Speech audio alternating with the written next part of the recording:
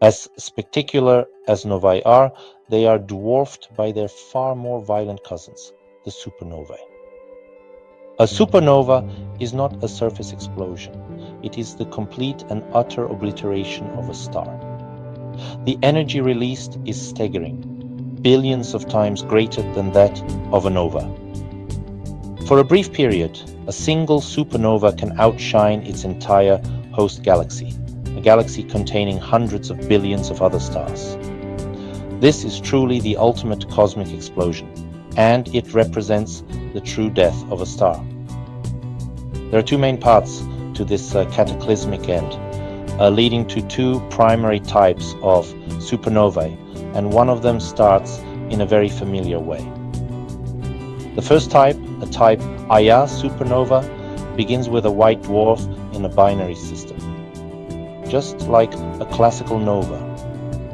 However, in this case, the white dwarf is accumulating mass from its companion so relentlessly that it approaches a critical limit, known as the Chandrasekhar limit, which is about 1.4 times the mass of our Sun.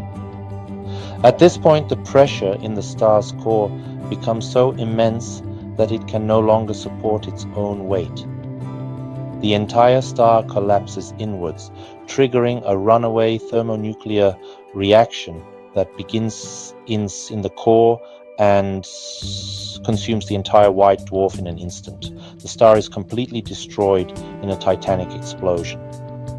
The second type, a core collapse supernova, marks the death of a very different kind of star, a massive star, one at least 8 times the mass of our Sun. Throughout its life, such a star fuses heavier and heavier elements in its core. It starts with hydrogen, then helium, carbon, and so on, all the way up to iron. But iron is a dead end. Fusing iron doesn't release energy, it consumes it.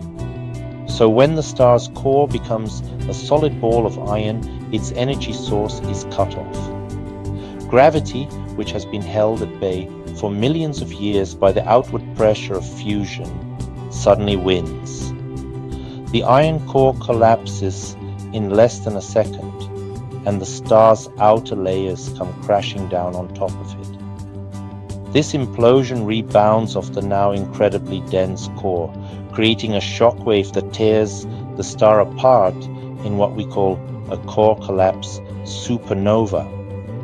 But sometimes, for the most massive of stars, even this isn't the end of the story. If the star is exceptionally massive, the core collapse is so extreme that the resulting explosion is 10 or even 100 times more powerful than a typical supernova. These are called hypernovae.